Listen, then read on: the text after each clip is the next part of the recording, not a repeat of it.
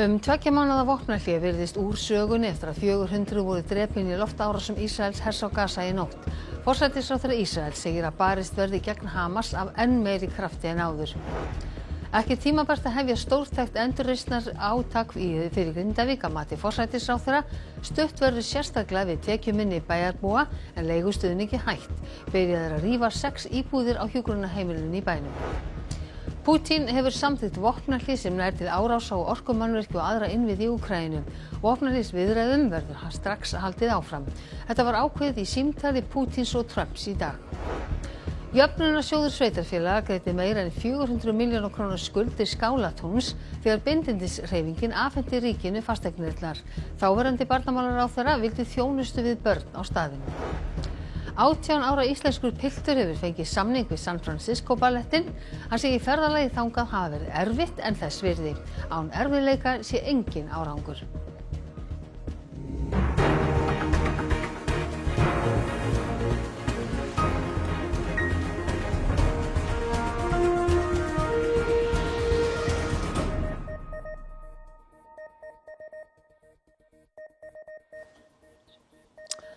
Komiði sæl. Ísraelsher gerði í nótt loftárásir á allt Gaza og rauf þannig vopnahlé sem gert var miðjan janúar. Heilbrigðisyfirvöld á Gaza segja að meira en 400 hafi verið drepnir. Tveggja mánaða vopnahlé skyndilega á enda og hryllingurinn á Gaza því hafinn á ný.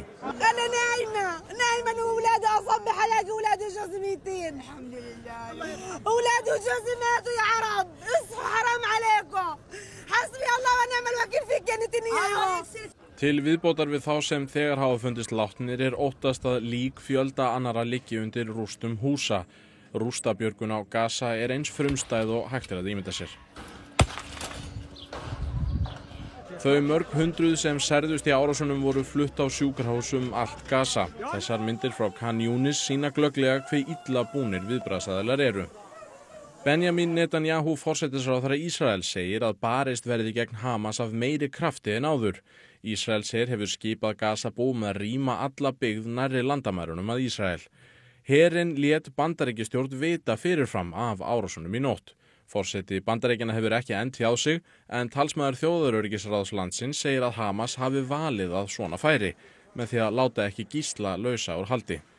59 gíslar eru enn í haldi Hamas og þar af eru 24 þeirra taldir vera á lífi. Aðstandendur gísla mótmæltu í Ísrael í dag enda sjá þeir fram á að ástvinir þeirra komi ekki heim í bráð. Vopnahléð sem gert var 19. janúar var mjög brothætt. Oft virtist eins og það væri að bresta. En árásirnar í nótt voru þó fyrirvaralausar. Síðustu vikur hefur sending lífsnauðsynlegra hjálpargagna til Gaza verið stopul og óvíst með framhald þess núna. Þetta stök árás Ísraelshers eða vopnahléð algjörlega brostið og stríðið sem fjölmörg alþjóðasamtök segja að sé í reynd þjóðarmorð hafið að nýju.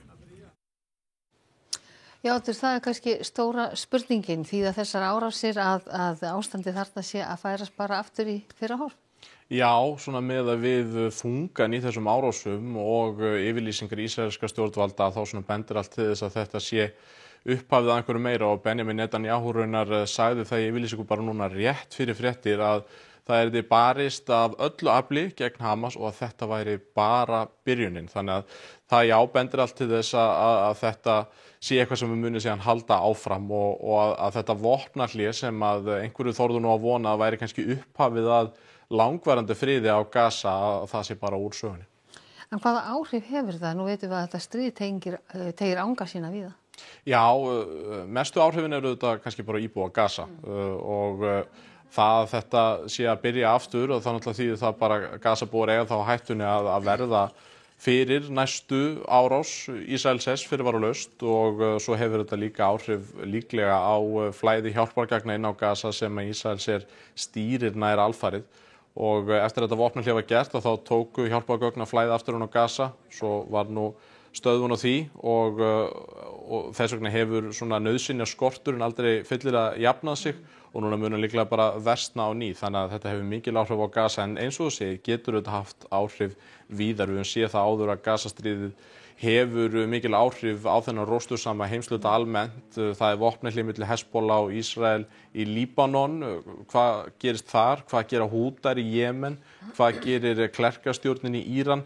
Þetta getur haft dómínó áhrif víða og við erum bara eftir að sjá hvað gerist. En hver er tilgangur þessara árása, það er að segja af hverju núna? Tilgangurinn, að minnsta kosti yfirlistu tilgangur Ísraels hers er alltaf að útrýma Hamas og það má nú geta þess að í þessum árásum í dag þá segist Ísraels her hafa drepið nokkra háttsetta Hamas-liða en auðvitað líka almenna borgara, börn fara með í leiðinni og svo í raun og veru er ein kenningin líka að Netanyahu hafi svona með þessu vopnahléi, 2 mánaða vopnahléi sem var gert, svona vilja lækka sársauka þröskuld þessara gíslakrísu sem að ríkti. Nú er hann búinn að gera vopnahlé og fá gísla heim og þá svona einhvern veginn sé það orðið pólitískt fýsilegt að hefja aftur árásir á Gaza. Það er svona ein kenningin að minnsta kosti. Oddur Þórðarson, takk hérlega fyrir að koma í myndverið til okkar. Svo við höfum ekki alveg sagt skilið við þetta mál.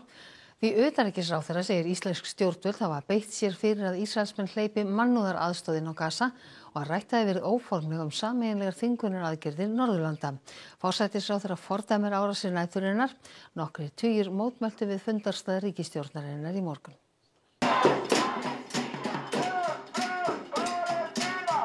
Það er óforsvaranlegt hvernig Ísraelsher hefur hagað sig gagnvart Palestínumönnum núna síðastliðna nótt. Það er mjög erfitt upp á þetta að horfa og ég hef verulegar áhyggjur af þessu rofi á vopnahléinu. Þetta eru náttúrulega algjörlega óviðunandi árásir, þetta er hörmulegt og við höfum komið því á framfæri formlega í dag frá utanríkisráðuneytinu. Við sendum fulltrúa Ísraels á Íslandi að það verði að koma tafarlausu vopnahléi strax, hætta þessum ótrúlega ömurlegu árásum og fara að vinna því að koma mannúðaraðstoð á svæðið. Það þarf að þrýsta á Ísrael og það er það sem við gerðum meðal annars í dag með þessu formlega samtali okkar við fulltrúa Ísraels. Okkar afstaða Íslands er mjög skýr. Við höfum fordæmt þessar árásir Ísraels og ekki síst núna síðastliðinn sólarhring. Ríkisstjórnin kynnti í dag breytingar á stuðningi við Grindvíkinga og atvinnurekendur í bænum. Er miðað að því að færa stuðning úr formi sértækra neyðarúrræða í almennari farveg. Í vor ætla stjórnvöld að efna til samráðs framtíð Grindavíkur og byggðar þar.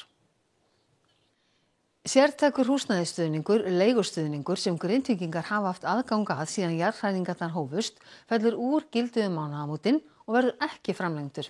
Í staðinn verður áfram stutt við 90 heimili til áramóta sem eru tekju- og eignaminni. Þannig að skilaboðin varðandi íbúðin er það, við erum að einbeita okkur að þeim heimilum sem hafa staðið ennþá utanviltu. Þjónustuteymi verður áfram fjármagnað, mun hjálpa þeim, en húsnæðisstuðningur almennt fyrir Grindvíkinga mun ekki vera öðruvísi en fyrir aðra sem hér búa á Íslandi. Það eru þetta ennþá hættustig samkvæmt almannavörnum og það getur ennþá allt gerst. Við erum að búast við gosi. Það er ekki tímabært að okkar mati að fara í stórtæka enduruppbyggingu núna.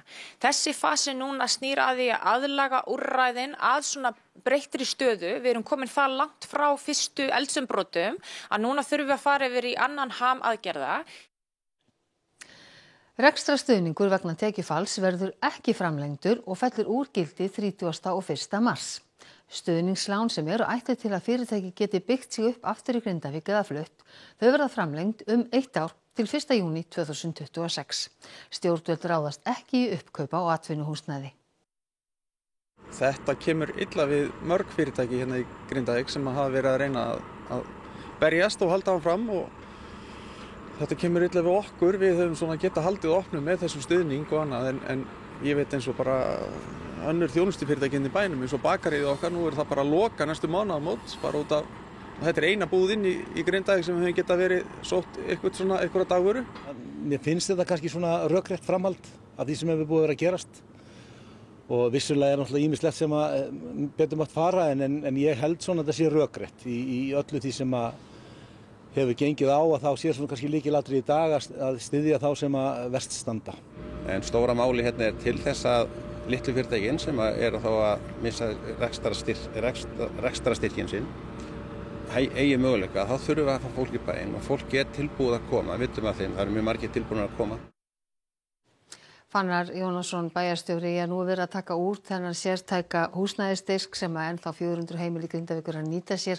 Það eru 2 vikur til mánaðamóta, dugir þessi tími fyrir þann hóp? Sko, hann hefði vissulega mátt vera meiri.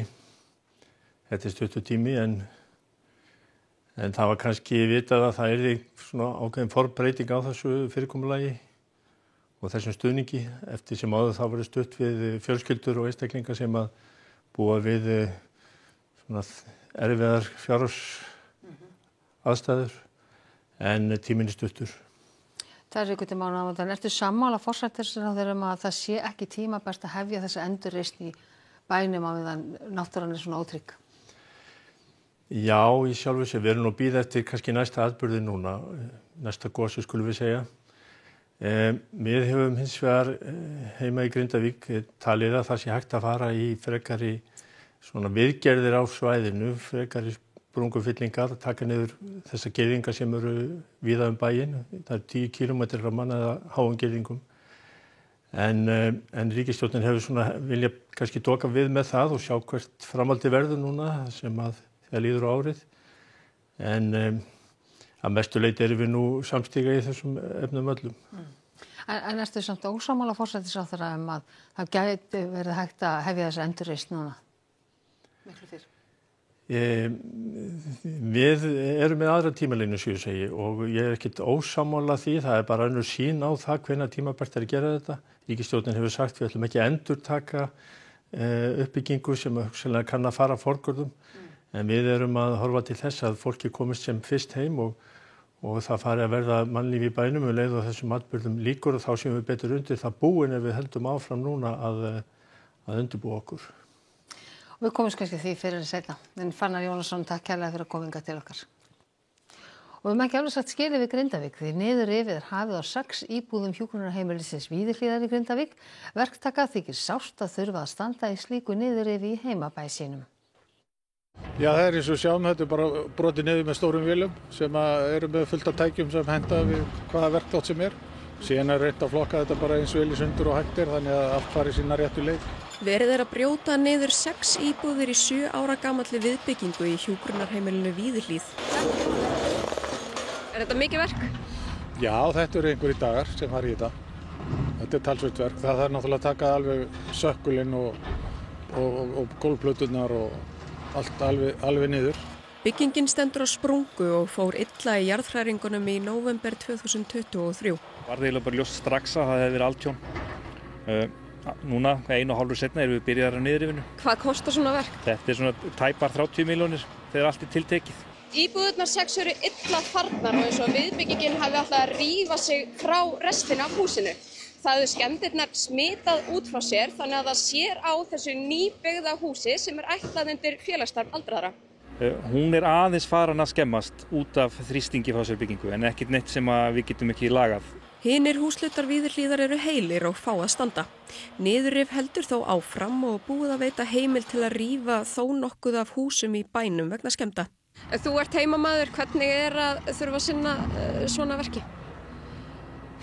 Maður átti nú alls ekki vonað því að þurfa að fara að rífa svona nýlegt hús. Það er nú bara að segjast alveg sér og það döða sínum áttum að vona heldur en þessum ósköpum sem hafa dunið á okkur. Þetta er náttúrulega voða leiðilegt en þetta er samt hluti af endurreisninni er að fjarlægja ónýtt hús og það er litið gera við umhverfið. Þannig þetta er óhjákvæmilega bara nauðsynlegur hluti af því. Rússlandsforseti samþykkti í dag að hætta árásum á orkumannvirki og aðra innviði í Úkraínu í 30 daga. Stjórnvöld í Bandaríkjunum og Rússlandi segja símtal Trumps og Pútins hafa gengið vel. Mikið var í húfi í símtali Donalds Trumps og Vladimírs Pútins sem stóði 1,5 tíma í dag. Úkraínumenn hefðu þegar samþykkt 30 daga vopnahlé. Pútín samþykkti hins vegar aðeins vopnahlé sem nær til árás á orkumannvirki og aðra innviði. Samkvæmt tilkynningu stjórnvalda í Rússlandi áttu forsetarnir opinskáar samræður Úkraínu. Pútín krafðist þess að Úkraínumenn fái ekki áfram hernaðaraðstoð frá erlendum ríkjum. Forsetarnir sammæltust að viðræðum yrði strax haldið áfram. Síðustu fundir sendinefnda hafa verið í Sádi-Arabíu. Það var ákveðið að Rússland og Úkraína myndu skiptast á 175 stríðsföngum vikulega hvor.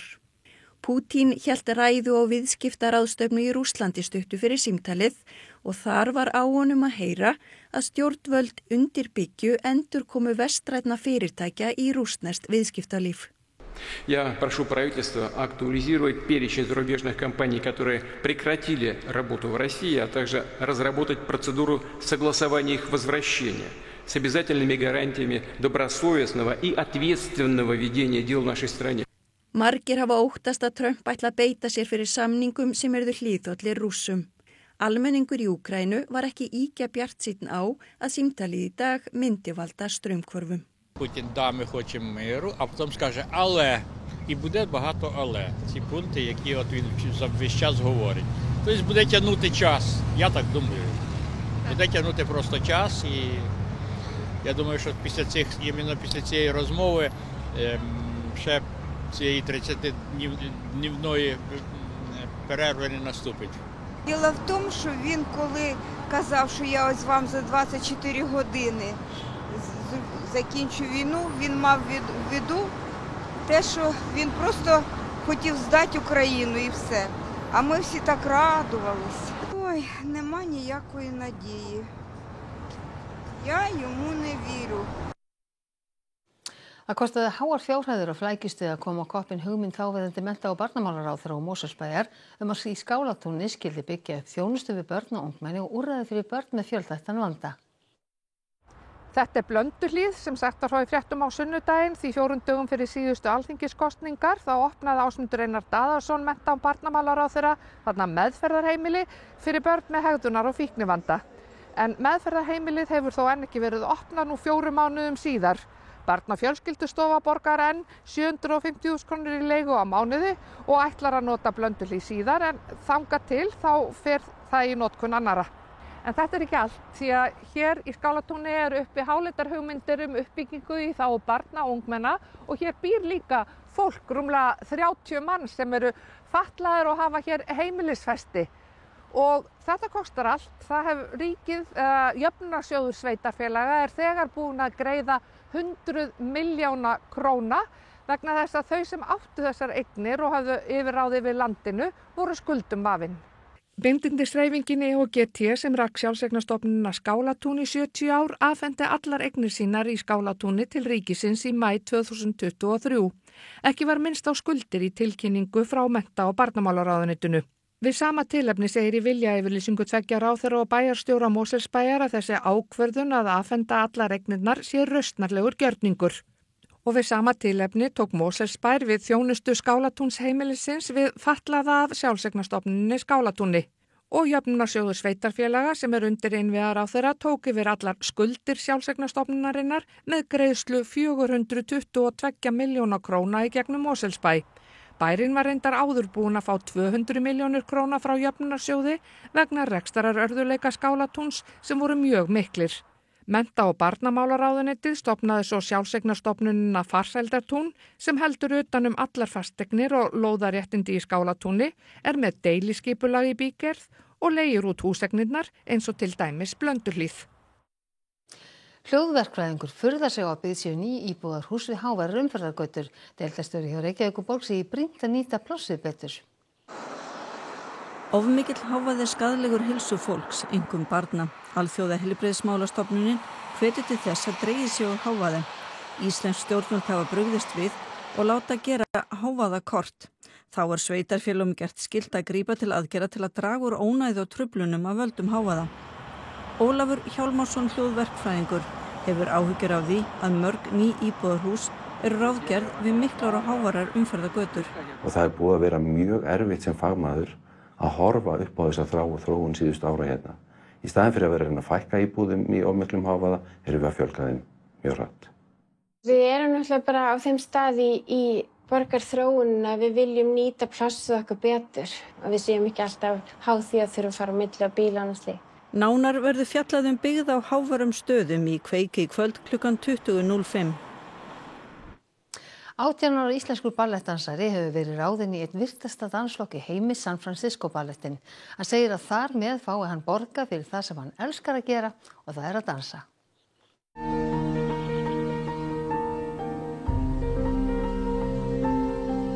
Þetta er stórt og þú þarft bæði að hafa líkamlega og andlegt jafnvægi til þess að standast allar þessar fyrirstöður og raunir sem verða á veginum. Og hann hefur náttúrulega sýnt það að hann hefur gert það og við erum öll rosalega stolt af honum. Ég er bara ótrúlega glaður. Ég trúi eiginlega varla ennþá. Ég er eiginlega bara ótrúlega þakklátur fyrir að geta fyllt draumnum mínum og já, bara að fengið þetta tækifæri. Þannig að þýðir það að núna ertu að fara að fá borga fyrir það sem þú elskar að gera? Já, nákvæmlega. Þetta er ekki hættulaust. En hann fór yfir allar öldurnar og allar fyrirstöður og hann er komin með samning við San Francisco ballettin. En þetta hlýtur að vera svolítið erfitt að komast á þennan stað sem að þú ert komin á í dag. Já, heldur betur. Þetta er búið að vera frekar erfið ár, síðustu 2-3 árin. En það er bara það sem fylgir. Ef það er engir erfiðleikar, það verður engin árangur. Þessi velgengni hans, það er náttúrulega bara það að þetta var það mikið löngun hjá honum. Hún bjóðs í hjartanu, var hjarta sín keyrðan áfram í þetta, hann elskaði dansinn og elskar.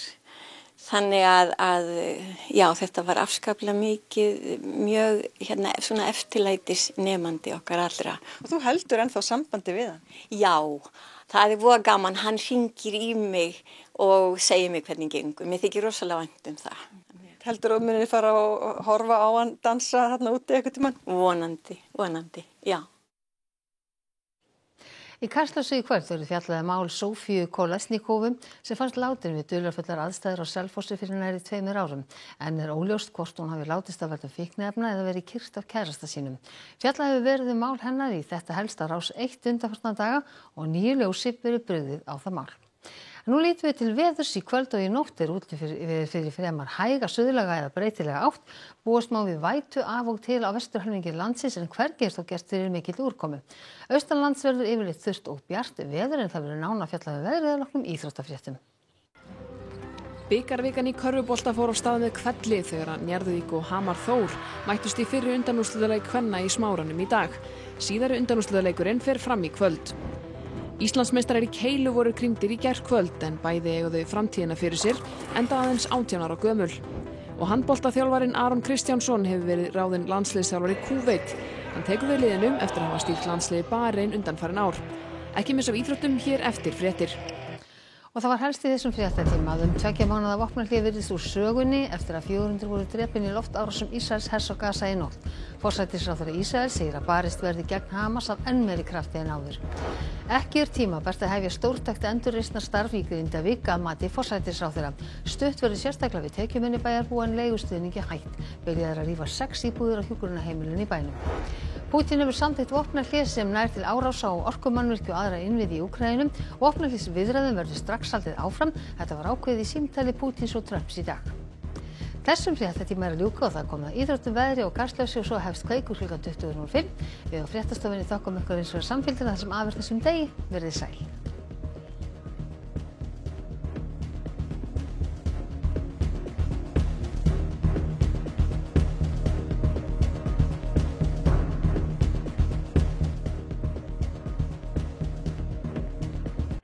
Á RÚV í kvöld. Kveikur, fréttaskýringaþáttur með fjölbreyttar áherslur. Rafmagnslaus tilvera. Sænskir þættir þar sem 10 þátttakendur reyna að komast af í langvarandi rafmagnsleysi. Nýir vindar, The Change. Breskir gamanþættir sem fylgja henni 50 Lindu í gegnum breytingaskeiðið. Bláa línan. 3. þáttaröðin daglegt líf og hættulegt starf lögregluþjóna í Malmö og ókveikjandi andrúmslofti sem gerir stöðugt erfiðara að skilja á milli vinnunnar og einkalífsins. Þegar að ferðafiðringurinn fór að gera vart við sig, þá sá ég Japan í hillingum. Það er ekkert pláss fyrir. Þetta hefur aldrei verið svona lítið sem getum haft. Ég bara fer með opnum huga og bara tilbúin til að taka því sem að höndum ber. Hringfarinn í Japan fyrir hluti. Íslenskir heimildaþættir ferðalag hringfarans Kristjáns Gíslasonar og Ásdísar Rósu eiginkonu hans. Síðla árs 2023 ferðuðust þau á mótorhjóli Japan. Ferðalagi reyndi á hjónin á ýmsa vegu. Þetta ekkert fyrir alla, en það töfrandi.